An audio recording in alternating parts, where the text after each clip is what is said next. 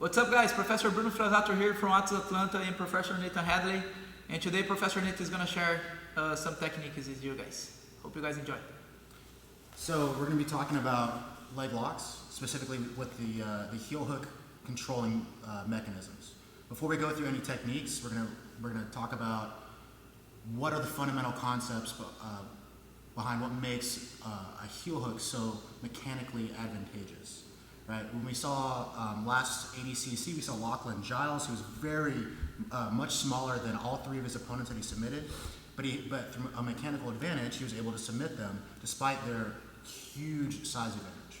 Okay? The first thing we want to think is we're trying to break the structure of the knee. I mean, obviously, we don't want to do that, but that is the goal of the submission, right? Is to break the structure of the knee. The knee is only meant to bend like a hinge, right? When we're doing a heel hook, we're going to take the knee into, we're going to call it traction. We're going to take all of the slack out of the connective tissue in the knee, and we're going to apply a force either sideways to the outside or to the inside. That's the general gist of heel hooks, right? How we're going to do that against a resisting opponent, that's another thing. But for the first concept that we're going to go over the use of the hips, the bending of the knee, the controlling of the knee, the controlling of the foot, and the implementation of our hips to the side of the knee to get the damage to the knee. Okay? Just in general, right? There are exceptions. We really want to see a nice bend in the knee. The straighter the leg, the harder it's going to be to get a rotation on the knee. And you can kind of see that if his knee is straight, if I try to just apply a general rotation, like not even trying to get a submission, you can see that his knee is free to rotate, right? If we put like a little straight line there, and we rotate his foot, his knee rotates because all the rotation goes into his hip. When we start to apply a bend and we apply a rotation, look, his knee no longer moves anymore because all the rotation gets put into his knee rather than his hip. So when we're looking at just general fundamentals of leg locks, first thing we want to look is when we're looking at general fundamentals of leg locks, the first thing we want to look at is the knee bent? Okay?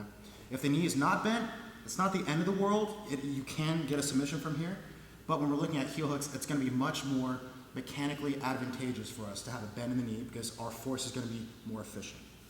Okay? So one of the ways you can get a bend in the knee is just to have it bend over your lap in some way.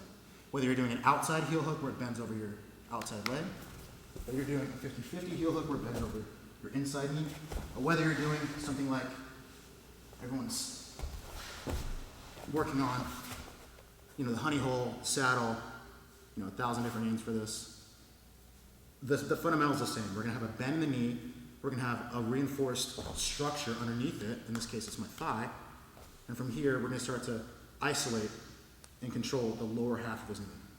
Once I've got the bend, I can start to work on the lower half. Okay? For the actual submission, the breaking pressure, what we're going to look for is we're going to look to put a nice, once the knee is bent, I got to reinforce it somehow, right? Because if I don't reinforce it, Professor Bruno can extend his leg, and then if I go to get the rotation, his knee's going to start bending, right? Or his knee's going to start rotating. It's going to start moving like that. So I have to make sure that when I go to catch the heel, the knee stays bent. Okay? When we go for the heel, we also want to make sure that we're using a nice pinch on the toes. Okay, so a lot of times when you see people first learning heel hooks, they're going to be going like this. There's a lot of space in between the top of their foot and my ribs. I'm going to have maybe even a loose grip here where maybe the heel's up on the upper half of the forearm. And we really don't want that either because if we get the heel on the upper half of the forearm, you can kind of see if I just grab my arm, it rotates, right? It's like real meaty. What we want is the bony part of our wrist to control the heel, the actual heel hook. Right? So when I come here, I want to be nice and shallow, thumb up, and then I'm going to reinforce the grip here. So you can see here, we've got the bend in the knee, we've got the structure underneath the knee with my leg. I'm going to control, and now I can start to isolate. So when I go here, I'm going to control the foot now, I'm going to control the heel, and when I go for the pressure, I want to make sure that I want to have especially when we're doing the application for a submission, I want to make sure I have a structure that's managing distance between me and my opponent, right? If we're doing drills, sometimes it's kind of hard to, you forget that this person obviously doesn't want their leg to be broken, so he's gonna resist and grip fight in some way, right? When we go for the finishing pressure, what we always want to look for is how can we get the most out of our weight and muscle squeeze, right? What I like to always teach is when we go to the inside, I want to make sure that I tuck my elbow tight underneath my hips here, and now my weight is on Bruno's foot. A lot of weight. A lot of weight. It's the Corona weight. From here, when we go for the bridging pressure, a common mistake is people think, because we want the rotation in the leg, they're going to think, I want to go across my body, and that's not the case. What I want is I want to reinforce, make a giant cast over Bruno's leg, and I'm going to go here, and I'm going to bridge. Okay? If I were to not grab Professor's foot, and I were just to bridge my hips, watch where his toes would go. If I just go here.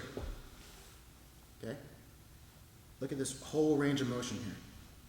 Now if I just grab his toes and I bridge my hips, you can start to get a submission going there. Because look, his toes naturally want to curve with the direction of his knee.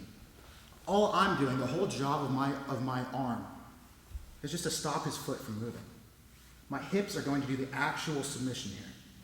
So I'm going to make a cast around Bruno's foot, and when I go to bridge, his foot naturally wants to rotate, but I'm not going to allow it to rotate, and my hips are going to drive this way. And we can see, again, if I don't control the foot, they want to turn. So when I control the foot, that's where we get the break. So, taking this into consideration, right? There's really 4 fundamentals, right? You want to bend the knee, you want to reinforce the bend in the knee, you want to control the foot, you want to control/isolate the foot, and we want to put our hips into it, because our hips are much stronger than our upper body. And especially when you're sweating, right? We're doing yoga here. If I'm sweating, and I go here and I want to get the rotation here, a lot of times you're just going to slip right off. And especially if someone's got a flexible knee or something, if I go for the submission and if I try to pull, look, I can sit here and I can pull. Look, my whole body's moving. The heel's not really going anywhere, and eventually you'll get the tap. But if I just go here and put my weight on it and I bridge, it's a nice, quick submission, nice, controlled submission. There's a common misconception that the heel hooks they're kind of dangerous because the actual damage when they get put in place is catastrophic. But if you're smart and you're controlled and you know what's going on, they can be just as safe as a Kimura, as an arm bar. You just gotta know what you're doing, right? So, you can see here, if I was on the inside with my feet, the structure is the same. I've got a bend, I've got a reinforced structure behind his knee.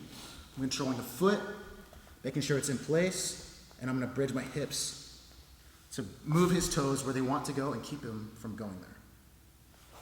Okay? The same goes for the outside heel, right? So the inside heel hook is a little bit easier to see.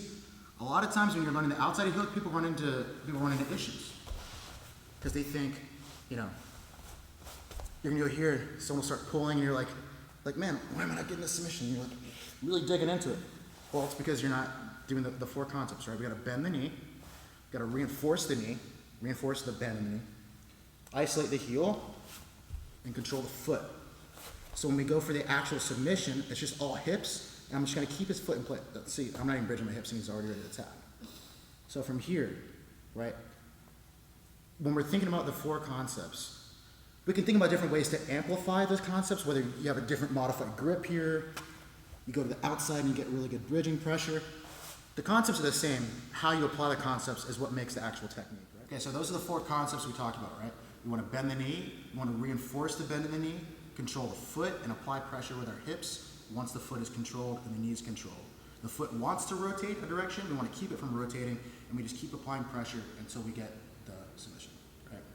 So we're going to show a couple more techniques after this, so watch the next video to see the actual application of the